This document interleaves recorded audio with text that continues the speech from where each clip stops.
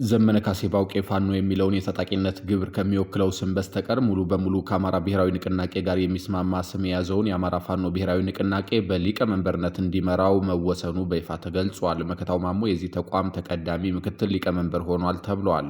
ሀብቴ ወልዴ የአማራ ፋኖ ብሔራዊ ንቅናቄ ምክትል ሊቀመንበር ለወታደራዊ ጉዳዮች ተብሎ ተሰይመዋል። ሄኖክ አዲሴ ደግሞ የመላው አማራ ፋኖ የአንድነት ድርጅት ሆኜ መጥቻለሁ የሚለው ተቋም ምክትል ሊቀመንበር ለፖለቲካዊ ጉዳዮች ሆኗል። እኒህ አራቱ ስሞች ከፍተኛው የስልጣን አካል ላይ ተዘርዝረዋል። ዘመነ ካሴ ከጎጃም፣ መከታው ማሞ ከሸዋ፣ ሀብቴ ወልዴ ከጎንደር፣ ሄኖክ አዲሴ ከወሎ የተገኙ አመራሮች መሆናቸው ነው። በዚህ መሰረት ትልቁ ስልጣን ለጎጃም፣ ሁለተኛው ጠቃሚ ስልጣን ለሸዋ፣ ሶስተኛው ወሳኝ ቦታ ለጎንደር እንዲሁም አራተኛው ዋጋ ያለው ስልጣን ለወሎ ተሰጥቷል። ድርጅቱ መምሪያዎች ያላቸው 15 ባለስልጣናት የተዘረዘሩበት የአስተዳደር አካልም ይፋ አድርጓል። በዚህ የመምሪያዎች ዝርዝር ውስጥ ብርጋዴር ጀነራል ተፈራ ማሞ ቀዳሚውን ስልጣን ማለትም ወታደራዊ አዛዥነቱን ተረክበዋል። ምሬ ወዳጆ ምክትል ወታደራዊ አዛዥ ሆኗል። ዝናቡ ልንገረው ደግሞ ምክትል አዛዥ ለወታደራዊ አስተዳደር ተብሏል። የወታደራዊ ስልጠና መምሪያውን ሳሙኤል ባለድል ይመራዋል። ከነዚህ ከአራቱ ወሳኝ ቦታዎች ውስጥ ቀዳሚውን የተቆጣጠረው በመጀመሪያው የአራቱ ከፍተኛ አመራሮች ዝርዝር ውስጥ አራተኛ ደረጃ ላይ የተቀመጠው ወሎ ክፍለ ሀገር ሆኗል። ብርጋዴር ጀነራል ተፈራ ማሞ የወሎ ሰው ናቸውና የእሳቸው ምክትል ምሬ ወዳጆም ከዚያው ከወሎ ነው። ስለሆነም ወታደራዊ ነገሮች ወደ ላስታና ራያ ሰዎች ተስበዋል ማለት ነው። ጎጃሜውን ዝናቡ ልንገረውን የምናገኘው ሶስተኛ ደረጃ ላይ ነው። ጎንደር በዚህ ዝርዝር ውስጥ አራተኛ ናት። ሳሙኤል ባለድል ወክሏታል። በመጀመሪያዎቹ የፋኖ እንቅስቃሴ ጊዜያት ከዘመነ ካሴ ባውቄና አስረስ ማረ ዳምጤ ጋር የአማራ ፋኖን የትግል ግብ በተመለከተ መግባባት ባለመቻሉ ወደ ሸዋ ገብቶ አፋሕድ የተባለ ድርጅት ሲመራ የቆየው እስክንድር ነጋ ፈንታ ጓዶቹን እነ ካፒቴን ማስረሻ ሰጤን፣ ኮሎኔል ፋንታውን ሙሃቤንና የመሳሰሉትን ለብልጽግና አስረክቦ በአፋብን ውስጥ ተካቷል። ለእስክንድር ነጋ ፈንታ በዚህ አደረጃጀት ውስጥም ፖሊሲና ስትራቴጂ መምሪያ የተባለ ስራ ተሰጥቶታል። በመምሪያዎች ስም ዝርዝር ውስጥም 13ኛ ደረጃ ላይ ተቀምጧል። ከዘመነ ካሴ ጋር ያለው ርቀት በመሃል የ16 ደረጃዎች ያህል ነው።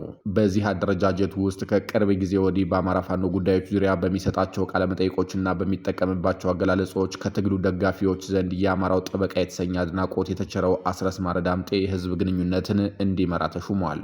ይህ ስልጣን በህዋት የልጅነት ዘመን የመለስ ዜናዊ አስረስ ሚና ሆኖ ነበር። እናም ለሚመጣው ጊዜ እድሜው ከረዘመና እንደ መለስ ዜናዊ አስረስ የፖለቲካ ቃቃ መጫወትን ካወቀበት አስረስ የኢትዮጵያ መሪ ሊሆን ይችላል። ከወራት በፊት በቋራ ቃል ኪዳን በተመሰረተው አፋብኃ የተሰኘ ድርጅት ውስጥ ሸዋን ወክሎ የማዕከላዊ እዙ መሪ ሆኖ የነበረው ደሳለኝ ሲያስብ ሸዋ በአዲሱና አንድነት ተበሰረበት በተባለበት አደረጃጀት ውስጥ አለመገኘቱ ያስከፋቸውን የፋኖ ደጋፊ መገናኛ ብዙሃን ተመልክተናል። ለዚህ ቅሬታ ምላሽ የሰጡ አንድ ምንጭ ሸዋ እኮ የሁሉም አይን ነው፣ ደሱ ካለበት የዛ ኃላፊነት ቢነሳ ሁሉም አይነ ስውር ይሆናል። ስልጣን ሳይሆን የተሰጠው ነገር ግን ያልተጠቀሰው ኃላፊነት ከባድ ነው። ሸዋ የድሉ ሁሉ ከፍታ ነው። አልተተወም። ተረጋጉ። የደሱ ምህንድስና ጥበብ ጊዜው ሲደርስ ታዩታላችሁ። ከባዱ ያገዛዙ ራስ ምታት ማስፈንጠሪያው ቁልፍ ደሱ ጋር ነው ብለዋል።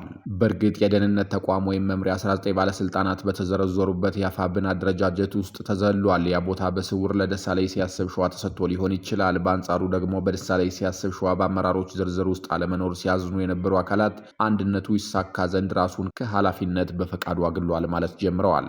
እኛ ደግሞ በዚሁ አምስቱን ቁልፍ የአፋብን መሪዎች ባጭሩ ልናስተዋውቃችሁ ወደናል። በአፋብን ሊቀመንበር ዘመነ ካሴ ባውቄ ጀምረናል።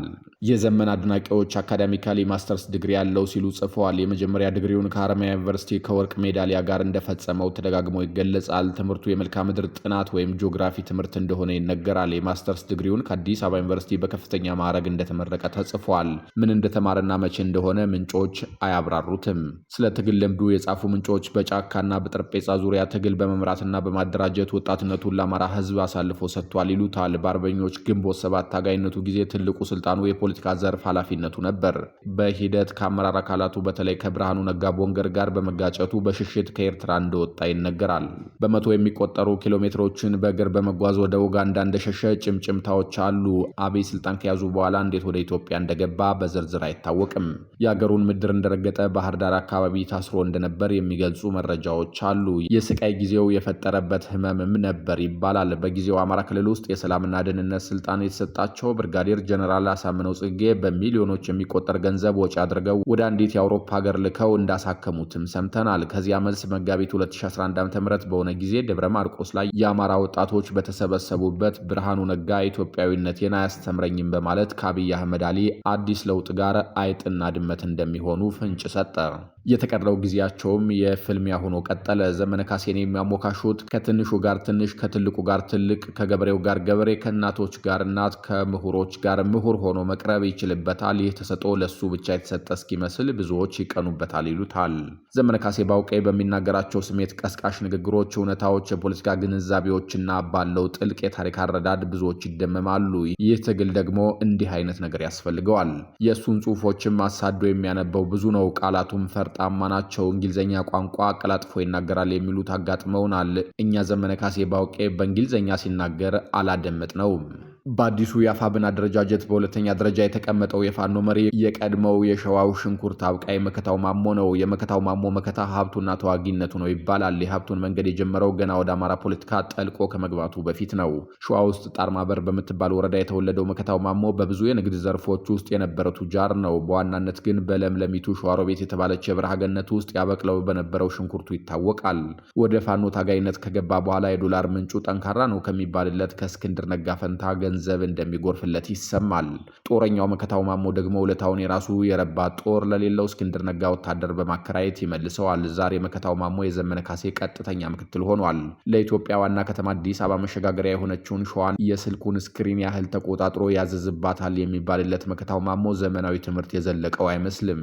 የመከታው መከታ ሀብቱና ወታደራዊ የአመራር ብቃቱ ነው። ብዙ ጊዜ የእስክንድር ነጋ ወታደራዊ ተልዕኮ ፈጻሚ ሆኖ ቆይቷል። ይሄኛው ተግባሩም የአማራው ፕሪኮዥን ያሰኘዋል።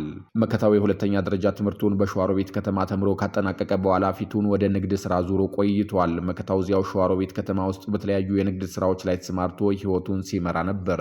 መከታው ከትምህርትና ከንግድ ስራው ውጪ በየትኛውም የፖለቲካ ሆነ የትጥቅ እንቅስቃሴ ውስጥ ገብቶ እንደማያውቅ ይናገራል። ነገር ግን ባለፉት ዓመታት በቅርብ በሚያውቃት ባጣየ ከተማና በአካባቢዋ በተደጋጋሚ በተፈጸሙ ጥቃቶች ምክንያት ጓደኞቹን በማስተባበር ወደ ትጥቅ እንቅስቃሴ ገብቷል። ይህን ተከትሎም ወደ አማራ ክልል በዘለቀው የሰሜን ኢትዮጵያ ጦርነት ውስጥ ከመከላከያ ሰራዊት ጋር በመሆን በተለያዩ የክልሉ አካባቢዎች ውስጥ በተካሄዱ ውጊያዎች ውስጥ ተሳትፏል። ጦርነቱ ካበቃ በኋላ ደግሞ መከታውና የሚመራው የፋኖ አባላት በሚንቀሳቀሱባቸው አካባቢዎች ተደጋጋሚ ግጭቶች ቀጥለው ቡድኑ ከሸዋሮቢት በመውጣት በአዋሳኝ አካባቢዎች ሲንቀሳቀስ ቆይቷል። በአማራ ክልል የነበረው ውጥረት ፈንድቶ በመንግስት ኃይሎችና በፋኖ ታጣቂዎች መካከል ግጭቶች ሲባባሱ በመከታው የሚመራው የፋኖ ቡድን በአካባቢያቸው በሚካሄዱ ግጭቶች ውስጥ ተሳታፊ ሆኗል። በሸዋ አካባቢ ከሚንቀሳቀሱ የፋኖ ቡድኖች መካከል አንዱ የሆነው በመከታው ማሞ የሚመራው ቡድን እየተጠናከረ በመሄድ ሸዋ ጠቅላይ ግዛት እዝ የሚል ስያሜን ይዞ መሪውም ራሱ መከታው ሆኖ ቀጠለ። ይህ ቡድን እዚያው ሸዋ ውስጥ ከሚንቀሳቀሰው የእስክንድር ጦር ጋር ያለው ግንኙነት ግልጽ አይደለም። ከመሃልም አሰግድ መኮንን የተባሉት የቀድሞ ድራስ የኋላው የፋኖ አመራር እጃቸውን ለመንግስት ሰጥተዋል። የአጋጣሚ የፈጠረው መተማማትም አለ። የመከታው ማሞ ስምም በዚህ ምክንያት ብዙ ጊዜ በክፉ ሲነሳ ቆይቷል። ሶስተኛው የአፋብን ወሳኝ ኃላፊ ሀብቴ ወልዴ ይባላል። ሀብቴ ወልዴ በአማራ ክልል የተካሄደውን ህዝባዊ ተቃውሞ ተከትሎ የመንግስት ለውጥ ከመጣ በኋላ በአማራ ክልል የተለያዩ አካባቢዎች የፋኖ እንቅስቃሴ ከመጠናከሩ በፊት በየትኛውም የፖለቲካም ሆነ የትጥቅ እንቅስቃሴ ውስጥ አልነበረም። ነገር ግን ከአማራ ክልል ውጭ በተለያዩ የአገሪቱ ክፍሎች ውስጥ በአማራ ተወላጆች ላይ የሚፈጸሙ ግድያዎችና ጥቃቶች እንዲቆሙ በሚጠይቁ እንቅስቃሴዎች ውስጥ ከሌሎች ወጣቶች ጋር ተሳትፏል።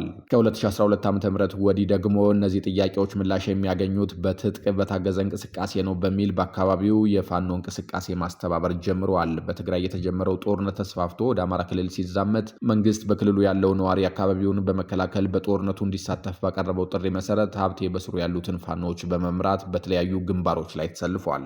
በጦርነቱም የቡድኑ አባላት በጦር መሳሪያና በልምድ እንዲጠናከር ድልን እንደፈጠረለት የሚነገር ሲሆን ከ18 ወራት በፊት የመንግስት ኃይሎች በክልሉ በሚገኙ ታጣቂዎች ላይ ዘመቻ ሲከፍቱ በሀብቴ የሚመራው የጎንደር ፋኖም ኢላማ በመሆን ወደ ግጭት ገብቷል። ከጥቂት ዓመታት በፊት በውስን አባላት የተጀመረው ይህ እንቅስቃሴ ባለፉት ዓመታት በተለያዩ የጎንደር አካባቢዎች መዋቅሩን አስፍቷል። በዚህ ወቅትም ይህ በሻለቃ ኃይል ደረጃ የነበረው ቡድን እየተጠናከረ ሄዶ በአሁኑ ወቅት የአማራ ፋኖ ጎንደር ዛድጎ ሀብቴ ወልዴ የአፋብን ሶስተኛው ቁልፍ ሰው ይሆን ዘንድ አስችሎታል። አራተኛው የአማራ ፋኖ ብሔራዊ ንቅናቄ ከፍተኛ መሪ ሄኖክ አዲሴ ነው። ሄኖክ አዲሴ ወልዲያ ዩኒቨርሲቲ የኢንፎርሜሽን ቴክኖሎጂ ዲፓርትመንት ዲን ነበረ። የፋኖ ትግል ሲጀመር አዋሽ ታስሮ ቆይቷል። ከእስር ቤት አምልጦ ፋኖን እንደተቀላቀለ የሚያትቱ መረጃዎች መረጃዎች አሉ። ዛሬ ከምሬ ወዳጆ ልቆ ወሎን በመወከል ከአራቱ ቁልፍ የፋኖ አመራሮች መካከል የተቀመጠ ስም አርበኛ ሄኖክ አዲስ የሚል ነው። ጥር 9 ቀን 2018 ዓ.ም ይፋ በሆነው የአፋብን አደረጃጀት ውስጥ የጦሩ ወታደራዊ አዛዥ ሆነው የተቀመጡት በጥንት ጓዶቻቸው ሸማቂው ኮማንዶ ይባሉ የነበሩት ብርጋዴር ጀነራል ተፈራ ማሞ ናቸው። ጀነራሉ ከቡግና ከአንዳቤትና ስቴክ ከትግራይ እንደርታ መረውሽ ከሚባለው የሰቆጣ አገው እንዲሁም ከጎጃም ዘራቸውን ይመዛሉ። የብርጋዴር ጀነራል ተፈራ ማሞ የትውልድ አካባቢ ማለትም የአይና ቡግና አዝማሪዎች ገና በኢህዴን ታጋይነታቸው ጊዜ ያተፈራ ማሞ አንድ ነው ለእናቱ ማርያም ትከተለው በየሄደበቱ ጠላትም ወዳጅም እኩል ይጠየቃል አንተን የፈጠረ መድኃኔ ዓለም ያውቃል ብለው እንደዘፈኑላቸው ጽፈዋል። ስለ ሸማቂነት ዘመናቸው ሲነግሩን ጉድጉዳ ወንዝ ላይ ያለምኩ የመታወት ወታደር ብዛት አሁን ድረስ ይታየኛል። ተኩሶ መሳት የሚባል አላውቅም። በጥይት የመታዋቸው ወታደሮች ደም ወራጅ ውሃውን አቀላው ይሉናል። ሸማቂው ኮማንዶ በተሰኘው መጽሐፋቸው ውስጥ የማረሳው ገጠመኝ ይላሉ። የማረሳው ገጠመኝ እኔ ከእናቴ አጎት ልጅ ጋር መዋጋቴ ነበር። የእናቴ አጎት ልጅ ለደርግ ጦር ሲዋጋ እብናት ላይ ወደቀ። ማን ያውቃል እኔው መትቸው ይሆናል። የጦርነት ውጤቱ ይኸው ነው። የሬሳ ነዶ አየሁ የሚሉን የዛሬው ጀነራል የዚያኔው ሸማቂ ኮማንዶ ተፈራ ማሞ ትግልን መምረጥ ሞትን መምረጥ ነው ሲሉ ይገልጹታል። የሚወዷቸው ተፌ የሚሏቸው ጀነራል በተፈጥሮ ንግድ አልወድም፣ የገንዘብ ክርክር አልችልም፣ ልውሰደው ካለኝ ከጠቀመህ ውሰደው ነው የሚለው ሲሉ ጽፈዋል። በትግል የትምህርት ደረጃ አይነሳም። ከ8ኛ ክፍል በላይ ያለ ለእኛ ምሁር ነው የሚያስፈልገው፣ በቆራጥነት ወደ ስራ መግባት ነው የሚሉን ሸማቂው ኮማንዶ የዘመናዊ ትምህርት ቤትን ደጅ በተለይ ባዳጊነት ጊዜያቸው የደረሱበት አይመስልም። የጀነራል ተፈራ ማሞ የመጀመሪያ የፍቅር ጓደኛ ነበሩ። ተገኘ ትባላለች። የዛሬዋ ሚስታቸው መነን ኃይሌ ናት። በአደባባይ ፍቅሯን ስትገልጽላቸው ትታያለች። ጀነራል ተፈራ ማሞ በዝነኛው መጽሐፋቸው ሸማቂው ኮማንዶ ውስጥ ግንቦት 13 ቀን 1983 ዓ.ም የኮሎኔል መንግስቱ ኃይለማርያምን ከሀገር መውጣት እንደሰሙ ከዚህ በኋላ ሁላችንም በሰላም የምንኖርባት ሀገርን ትሆናለች በማለት መግለጫዬን ቋጨሁ ብለውን ነበር። ነገር ግን ያንን ባሉ በ35ኛ ዓመታቸውም በሰላም እየኖሩ አይደለም።